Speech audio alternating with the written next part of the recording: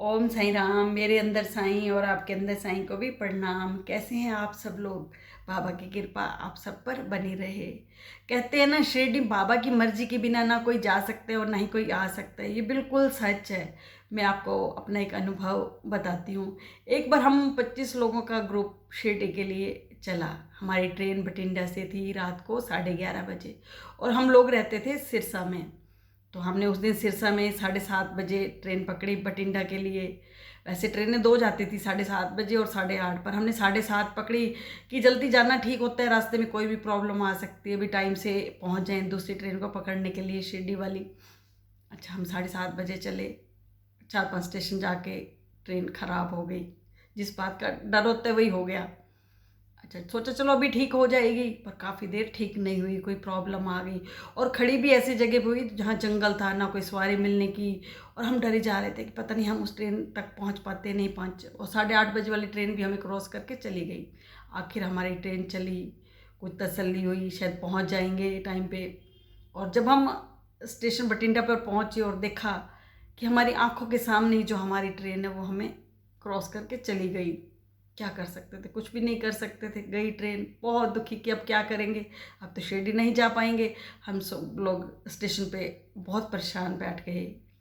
तो लोग कहने लगे कि दीदी हम तो जाएंगे शिरडी, वापस तो हम जाते नहीं। मैंने कहा बिना रिजर्वेशन के बहुत मुश्किल है। तो कहने लगे वो देखो, आप जैसे भी देखो, हम तो 3 महीने पहले हमने सपने सजो रखे थे कि हमने बाबा के पास शिरडी जाना है। हम अपना सारा बंदोबस्त, दुकान वाले भी थे, शॉप का बंदोबस्त करके आए हैं, दीदी हम तो जाएंगे। अच्छा, उनमें से 3 लेडीज़ बोले भी हम तो परेशानी सहते नहीं, हम तो वापस चले जाएंगे। इतने में सिरसा की ट्रेन आई, वो लोग तो वापस चले गए, हम लोग नहीं गए। मैंने कहा चलो दिल्ली जाके देखते हैं कि कुछ बंदोबस्त होता है। बाबा कहते हैं ना कि तुम मेरी शरण में आते हो तो तुम्हारी परीक्षा भी लूँगा, तुम्हें परेशानियों में भी डालूँगा।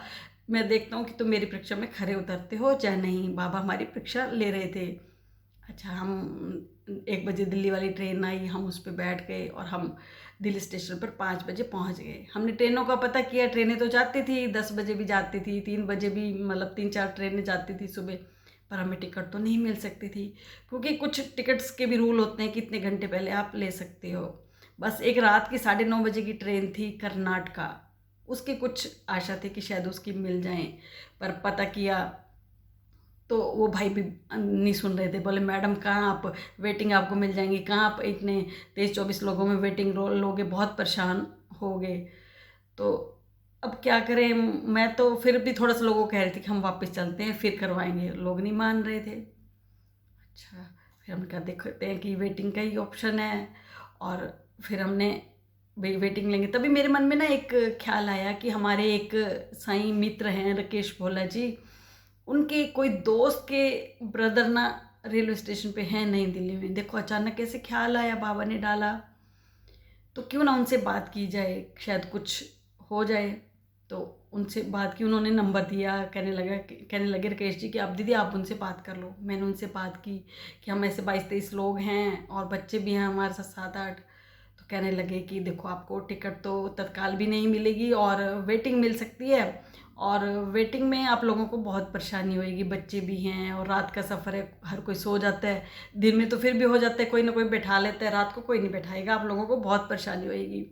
मैंने कहा नहीं, हमारे लोग तो जाना चाहते हैं। वो कहते ठीक है, मैं एक लड़का भेजता हूँ, वो देखो आपका अरेंजमेंट कर सकता है या नहीं। अच्छा, उन्होंने एक लड़का भेजा। अच्छा, लड़का भेजा, हम गए। वो लड़का मुझे लेकर साथ चला टिकट खिड़की पर। तो उसने वहाँ पे कोई एजेंट घूम रहे थे, एक दूसरे बात की। वो कहने लगे कि नहीं, तत्काल तो मिल ही नहीं सकती, हाँ वेटिंग में कुछ टिकटें मिल जाएंगी।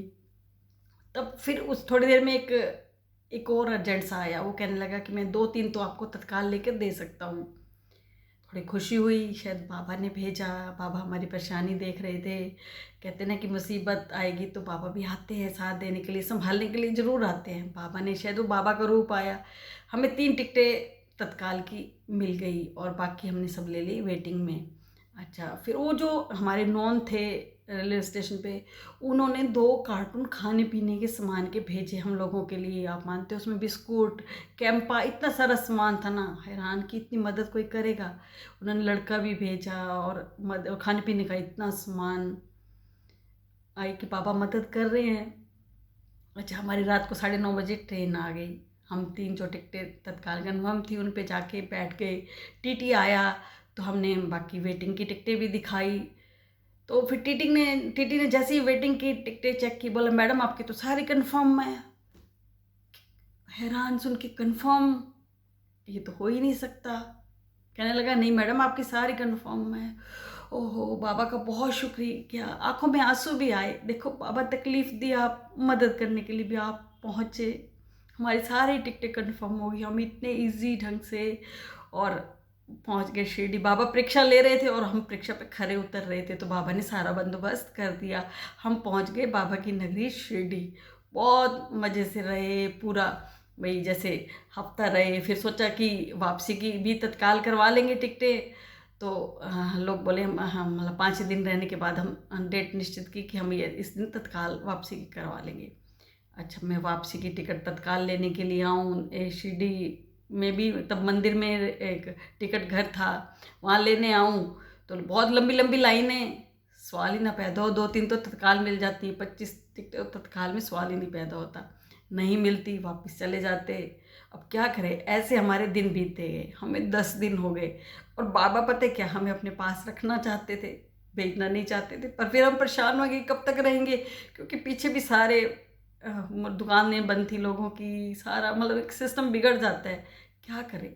अच्छा, फिर किसी ने कहा कि आप कोपर गांव जाके जाओ। कोपर गांव भी 2 बार गई मैं, पर लंबी लंबी लाइनें, लोग रात को ही ड्यूटी देना शुरू कर देते थे तत्काल की टिकटों के लिए, नहीं मिलती। परेशान कि अब तो शिरडी में बाबा ने रख ही लिया, पता नहीं कब बाबा भेजेंगे। अच्छा, परेशानी।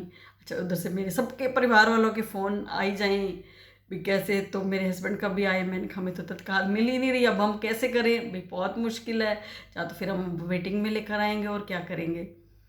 तो मेरे हस्बैंड ना, मैं फ़ोन पे बात कर रही थी तो मेरे हस्बैंड ना अपने किसी नॉन बंदे के उसमें बैठे थे, प्रॉपर्टी डीलर के ऑफिस में। तो जैसे ही फ़ोन बंद हुआ तो उन्होंने पूछा जिसके ऑफिस में बैठे थे भी क्या बात है, क्या परेशानी है। तो उन्होंने कहा कि भाई हमारे मेरे मिसेज वगैरह सब गए हुए लोग और उनको तत्काल की नहीं मिल रही टिकटें, उनको नहीं मिल रही। तो वो कहने लगे कि मेरा एक नॉन है कोपर गांव में, वो स्टेशन मास्टर है, मैं उसका नंबर देता हूँ, शायद वो हेल्प कर दे।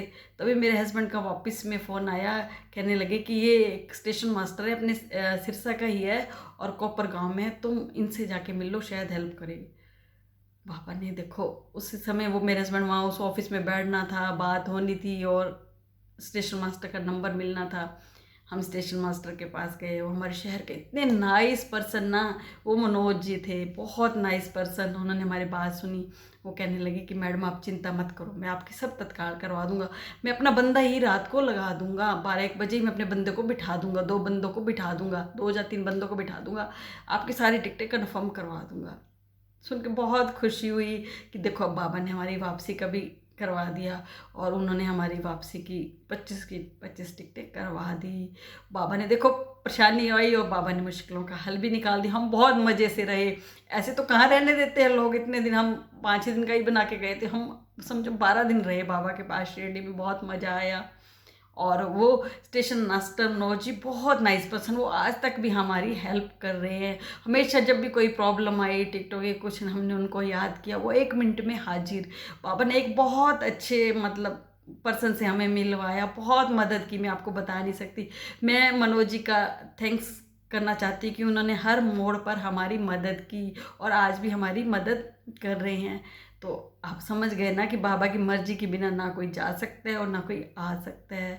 वो जो 3 लेडीज़ वापस चली गई थी, उनकी किस्मत में जाना नहीं लिखा था, शायद उनकी वजह से हम सब लोगों की भी टिकटें कैंसिल हुई, कुछ भी बना, पर हम बाबा की नगरी में बहुत आनंद से रहे। तो यही है ना कि परेशानी आती हैं तो बाबा साथ भी जरूर देते हैं, आप घबराना मत, परेशानियों से मत घबराया करो, वो हमेशा हमारे साथ खड़े हैं, हमारी मदद कर रहे हैं।